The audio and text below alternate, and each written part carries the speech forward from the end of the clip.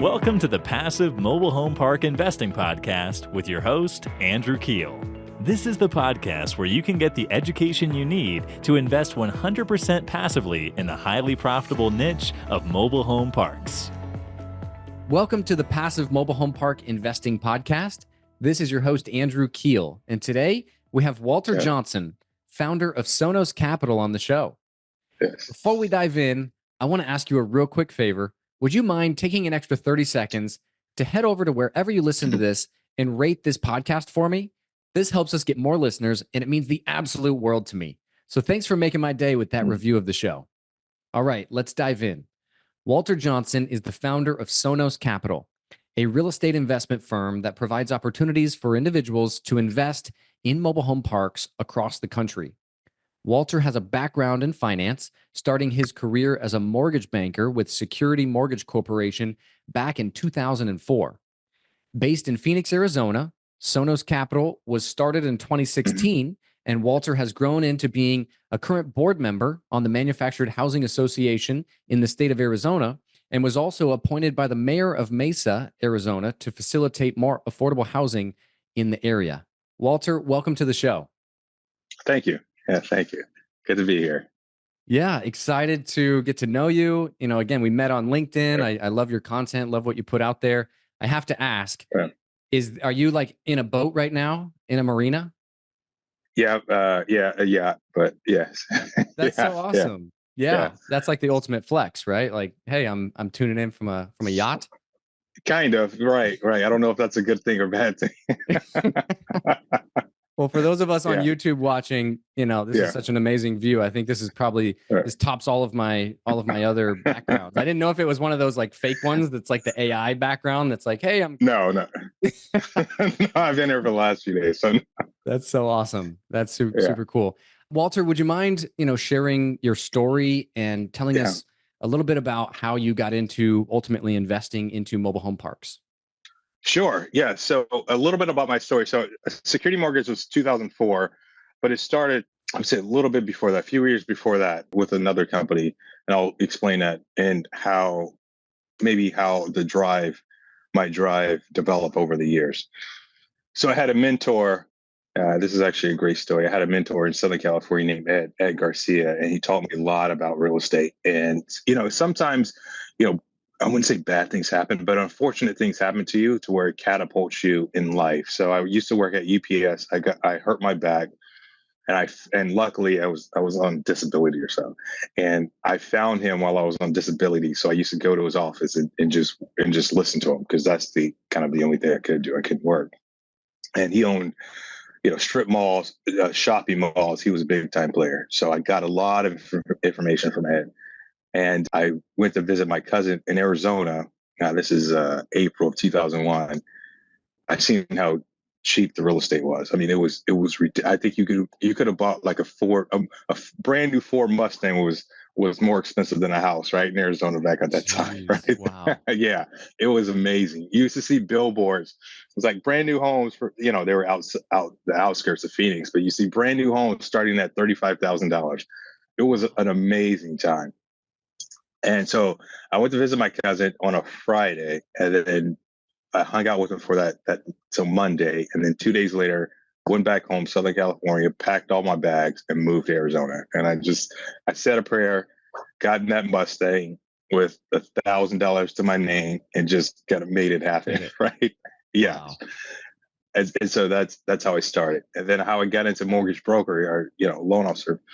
This was nothing what it is now. You had to pay your dues. You had to know someone. So, you looked in paper for jobs, and I found one, and I interviewed for it, and they said, call us back. I forget what day, the actual day it was, but I forgot that day, but that day they said, call us back, was September 11th.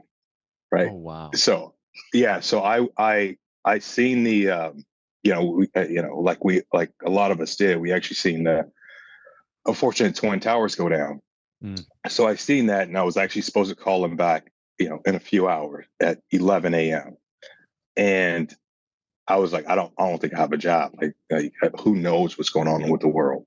And I called, and they said, we appreciate you calling at the right time and right day. You're actually hired. And so what I did is that I never took an opportunity for granted ever since then. Yes.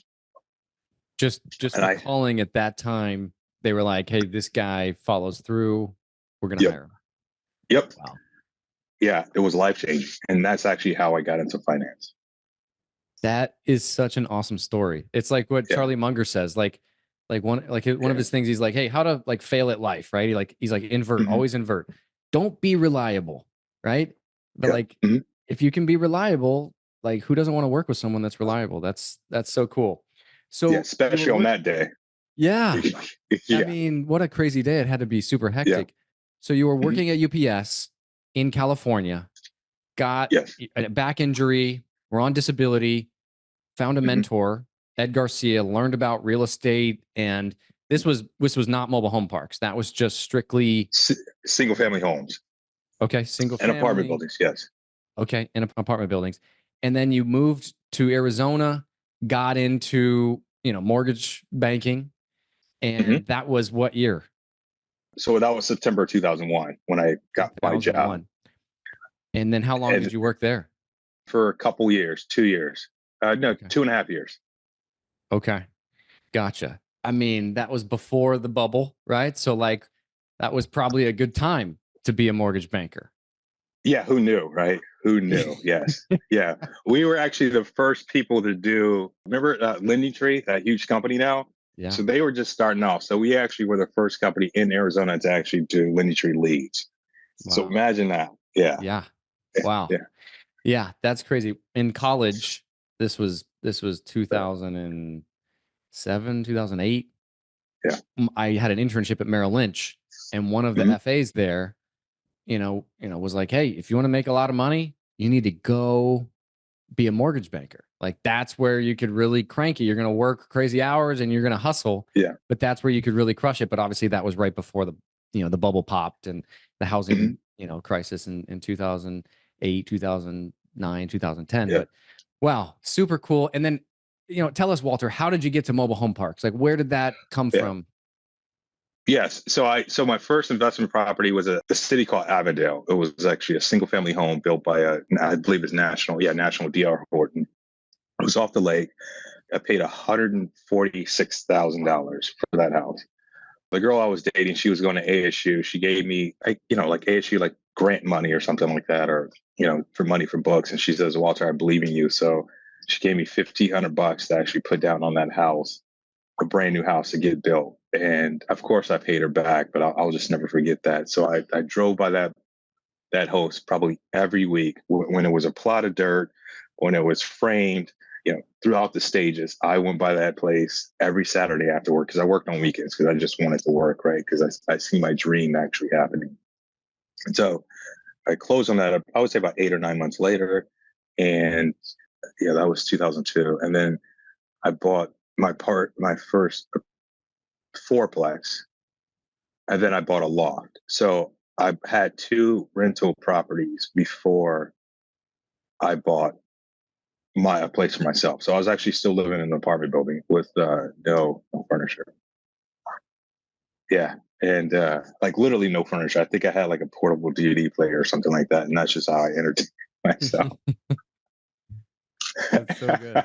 I was actually doing mortgages, and I had a client. And this is actually how I get properties, mobile home parks now. So I found this tip, and there was like FHA deals to where if a borrower is out of 3 years of bankruptcy, they can qualify for a FHA mortgage. And so I found this tip by a successful mortgage broker saying if you actually mail to these people, they will call you, and you can possibly get them qualified for a new loan because rates were at like 7%, then they just start dropping to the sixes, and they were able to save money. And so I think I spent like $6,000 on mailers, and I made my money back, but I got two calls. Actually three calls. Two people I helped, and they were really grateful. And then all of them I actually helped. But the third person is a guy by the name of Jerry. So Jerry was actually in the mobile home industry in mobile home park. And so this Wow. is probably 2005-ish, right? This was actually at Security Mortgage.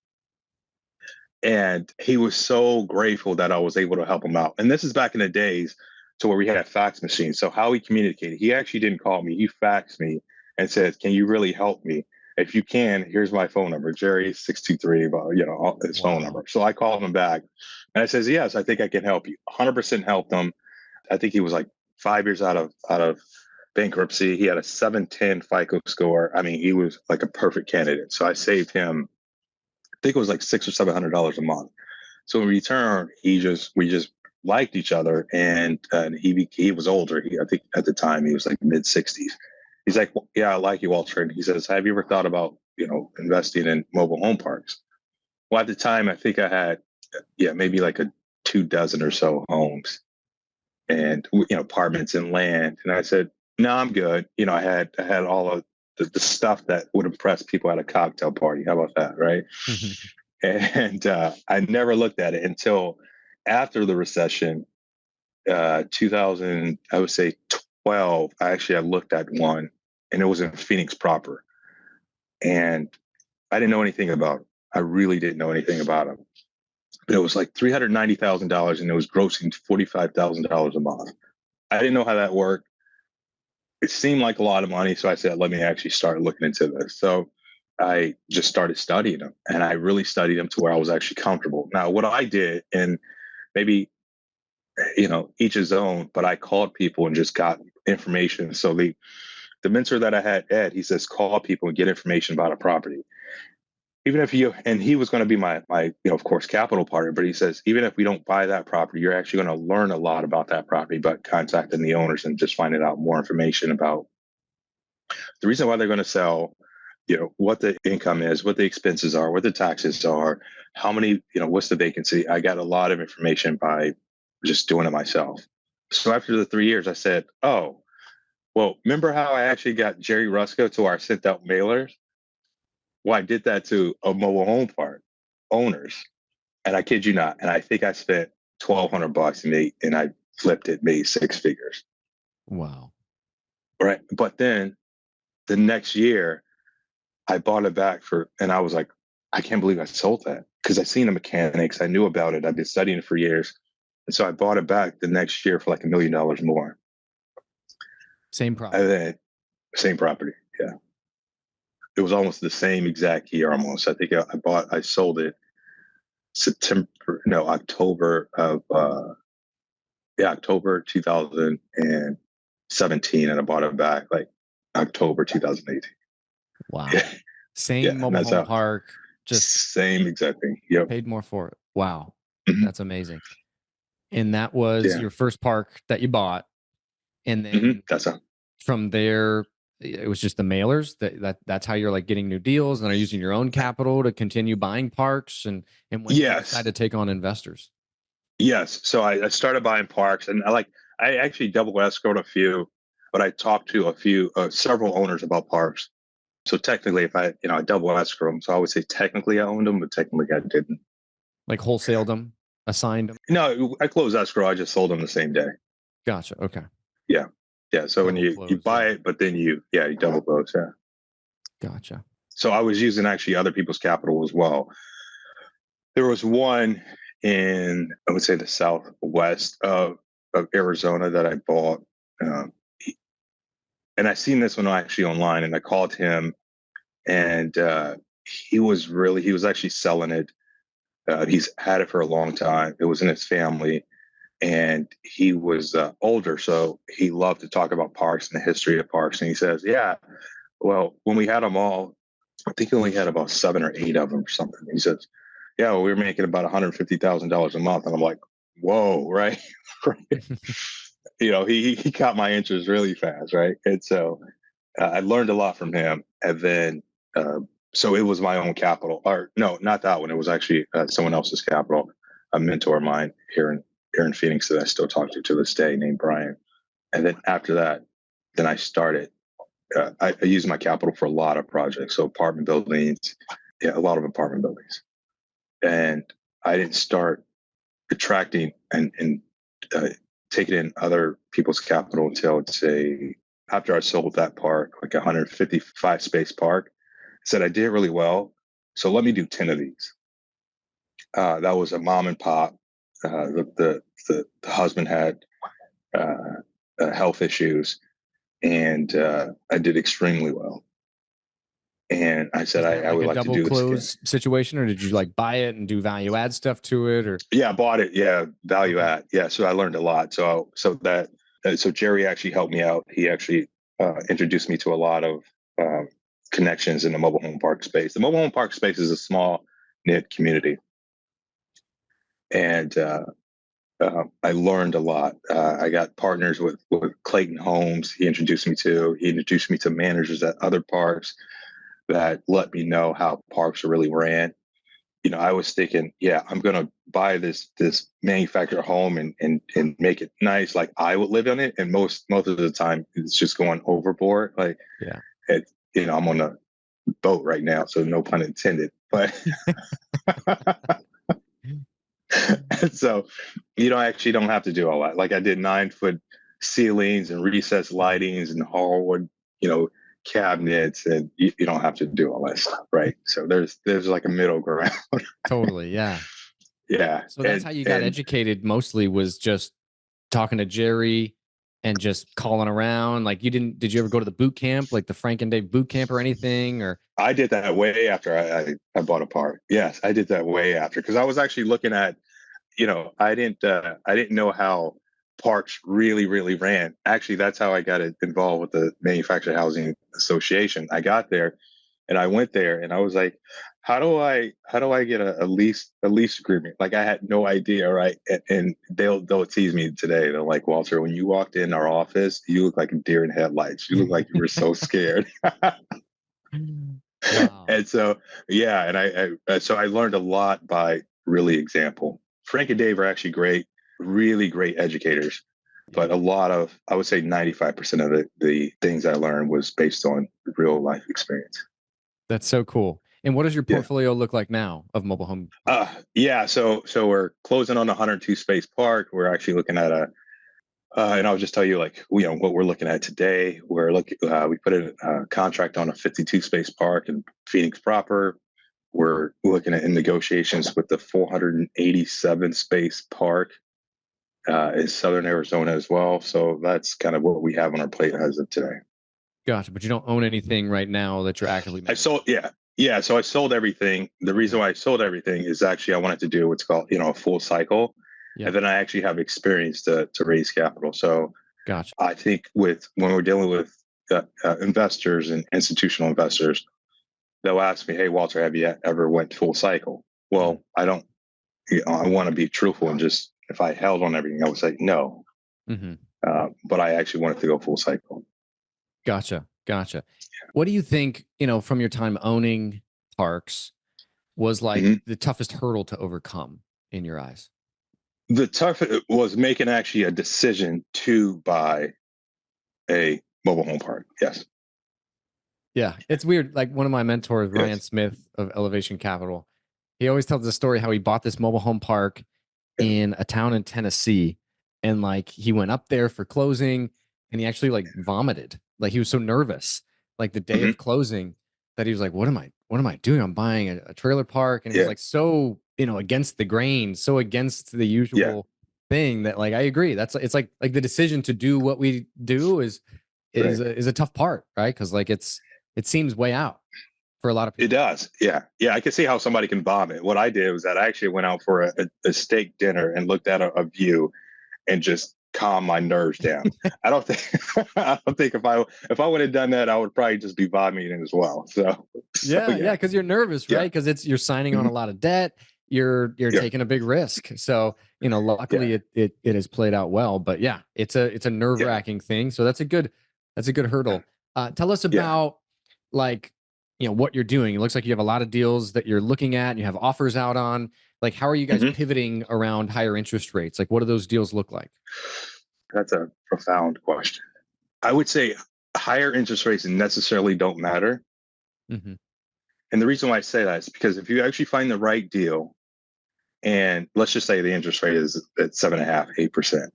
Hmm. But in mobile home parks, we actually know that the cap rate can be 13% when you're buying it, right?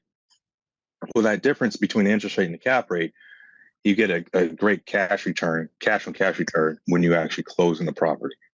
And when we're actually looking at properties, I don't look at properties that are 90%, 100% occupied. I'm looking for something that I can do what's called value add. So I can increase the rents, decrease expenses, and put in new or used homes. So when I have that double-digit return when I close, then I'm able to put in new or used homes, increase the lot rents to market, decrease expenses.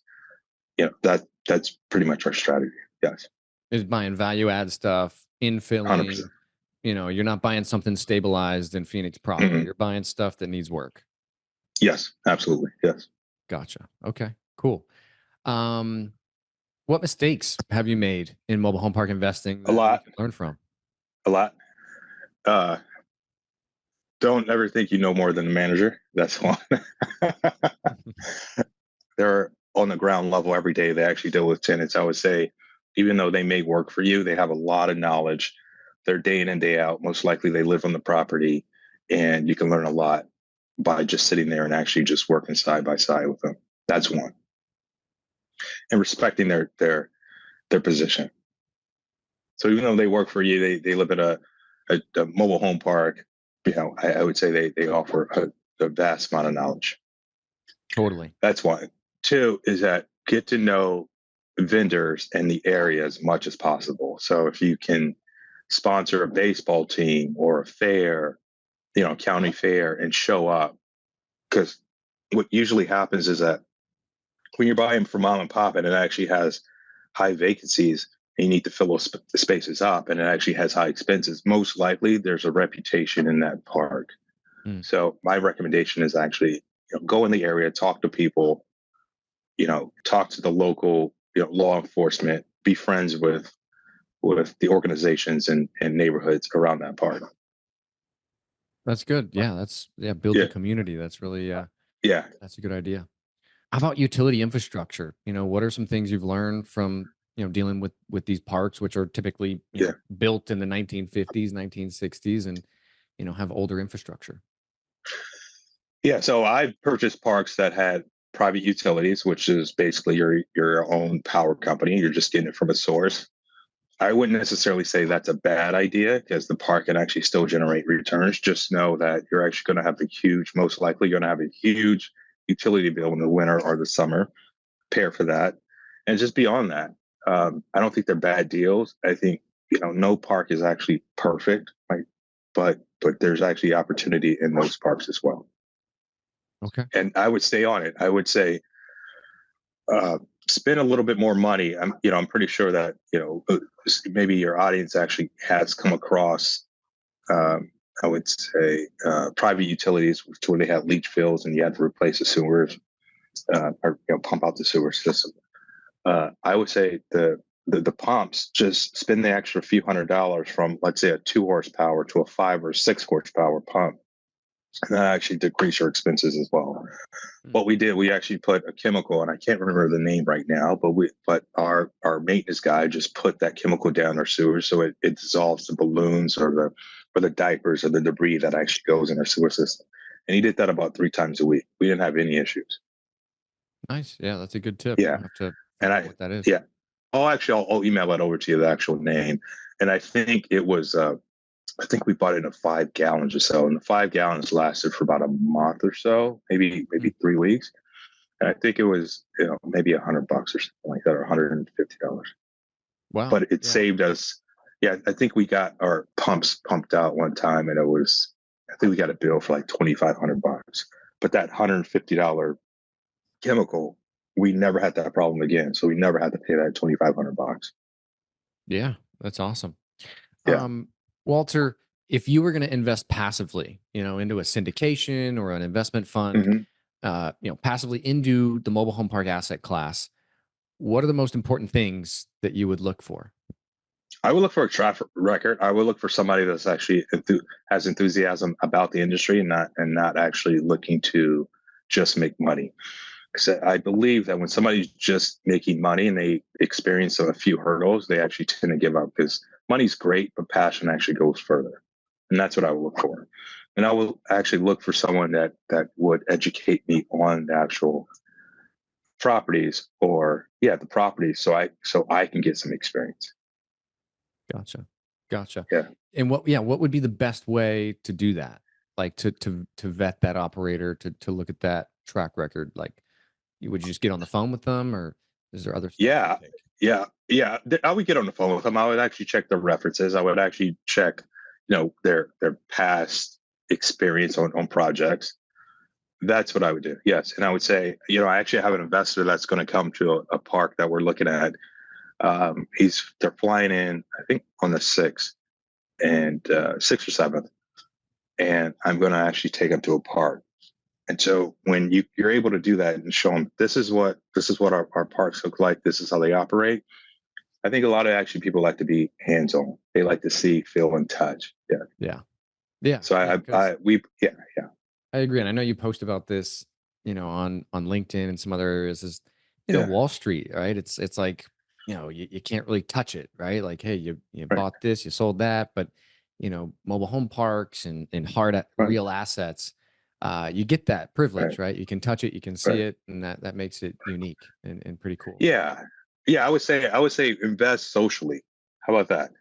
Because we're really social, creatures, human beings, and if you can actually walk the park, say hi to a resident, and see that social aspect of it, I think that actually helps as well. When you put your money, let's say, in Fidelity, and I'm not talking bad about these companies, or Fidelity or Vanguard, it's just you put your money in, you just let it sit. That's okay. But for me, I would actually like to be hands-on and see where my money's at. Totally. Walter, what does the perfect mobile home park look like in your eyes, and why? The perfect mobile home park. The perfect mobile home park is actually when you see an imperfect situation. What I mean by that, when you actually see a dilapidated mobile home park, and I'm just going to call it a trailer park because that's the era, and it's actually fallen off, fallen to the ground, and it looks like a shanty, and you're able to put in a new home and still profit, but help another, I would say, human. That's actually a perfect park to actually buy. I mean, we have our criteria, of course: population, income, rents in the area. But when you're actually able to help people, I think that's really important. Yeah, creating that win-win. Tell us about Hmm. that buying criteria. What does your buy box look like? So our buy box, we actually look for population. That's one. We look for income. We actually look for rental comps in the area, like a 2-bedroom or a 3-bedroom, and we look for, I wouldn't say a path of growth, is because most mobile home parks actually been there for the 50s or 60s, as you mentioned. And we look at for employers. Yes. Nice. No, those are good. Yeah, good things to look at. Is Hmm. there a size requirement? You said you'll buy with private utilities. Hmm. Anything else, mobile home park specific that we can point out? So I don't want to be hypocritical when I say this. So we usually look for parks that are 80 spaces and up, but we're actually looking for a park. We're looking at a park right now that's 50 spaces. And you're saying, okay, well, why are you being hypocritical? Well, we can actually buy this park and create $10 million worth of, or $11 million worth of equity. So that's hard to pass up. Wow. And how can you do that? Well, it's Phoenix proper, and so that's how we're able to capitalize on the income at a 5 or 6 cap. It'll be valued between 18 and 21 million. Wow. And how much are lot rents in that park? Lot rents on that one, I think they're 700, Wow. but we're gonna do something a little bit different. So I don't want to give my That's just a secret lot of sauce. value. I'm just saying, like, that's a lot of value for 52 lots that's Hmm. already at 700. Like, unless you're like tearing this thing down and building a multifamily apartment complex on the site, Right. how do you Right. add 10 to 15 million dollars worth of value? Just give us a Yeah. little bit of the So secret sauce. You don't have to go in too deep. okay. So how do I explain this? I'm actually being on a podcast, and I don't want to skate around the bush. So if I tell you that I'm creating a whole bunch of competition, so, but I'll tell you, who cares? So, do you have a calculator in front of you? I do. Yeah. All right, perfect. Well, we'll go through this real quick. Yeah. So you can actually do this. And so let's just say in Phoenix, you can do public housing, right? Mm-hmm. I mean, it's not called Section 8, it's called like housing vouchers. Mhm. So for 3 bedroom, 2 bath, I think we're buying it for about 46,000, right? So City of Phoenix will pay us 2863. So yeah, so put Because you're renting it out like 2863. by the bedroom. Yeah, so they go by Wow. bedrooms. So it's 2863 times 52. What do you have? Times 52 gives you, 148,876. Times 12. Times 12 is, just under 1.8 million. All right, mine, because we have expenses, so mine is, let's say, 40%. The brand new home is nothing actually going to get repaired anytime soon. Yeah. So take away 40% gives you 1,071,907. Okay, since it's a brand new park, essentially, and nothing, and we are taking our expenses. We already calculate expenses, so divide that by like a 5 cap. Divided Five, by 0.05 gives us 21 million. right? So you're capitalizing all the park owned home income and everything, but you're making it this like Section 8, housing community, which is a unique model. That's interesting. Wow. Yeah, yeah, Yeah. Well, cool. Well, thank you for sharing that. No, I appreciate yeah. you sharing the sauce with us. But yeah, that's a different model. I haven't heard anyone doing that are like converting it, to the subsidized Mhm. housing method. So very cool. Yeah. So there's no way you can actually cap with housing vouchers. There's no way you can actually put park rent versus, if you own park owns homes and lot space, they actually you capitalize the whole thing. Wow. Yeah. Mhm. And have you done this before and then like sold it off at that 5 No, we're cap actually doing it figure? right now. Yeah, we're doing it right Okay. now. You're Yeah, testing it out. yeah, Man. Well, good luck, dude. That is yeah. that's an interesting model where you're doing it like by the bedroom. I know in the Frank and Dave boot camp, Right. there was a lady down here in Orlando where I live that has like a sex offender park. Have you heard of that? Where she was Yes. renting out the rooms to different sex Yeah. offenders, and it was, they weren't paying 2863 a month, but it was another way she was just Right. maxing out the income to these people that really needed housing. I heard about that. That's actually in 2012 when I started researching mobile home parks. I heard about there's a sex offender one, and there's actually a new mobile home park. I kid you not. It's like it's part of the rules and regulations. Like people just walk nude. It's the wildest thing I've ever heard in my Yeah, that's out there. Oh man, there's a lot of ways, right? A lot of niches that can be created in this Right. space. Wow, that's wild. Well, Walter, what Right. do you think is the biggest threat to mobile home park investing? The government. Government regulation, rent Yes. control, that kind of stuff. Yeah. So being on the board, the city of Mesa, and being on the board of the association, we're starting to see a lot of legislation be introduced. Not all of them are passing, but we have lobbyists in both, city of Mesa and the association. We're starting to see these laws that from the lawmakers that actually don't understand how mobile home parks are actually operating. Mm, yeah. No, and then they kind of cut your legs Hmm. out from under you. So that's Yes. interesting.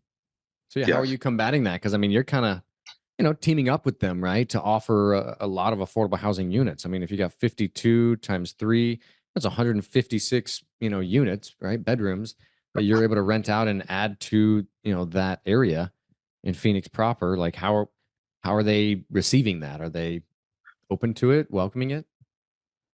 They're welcoming it. I would say they're welcoming it on the surface. Mm. When we're dealing with politicians, we're dealing with politics.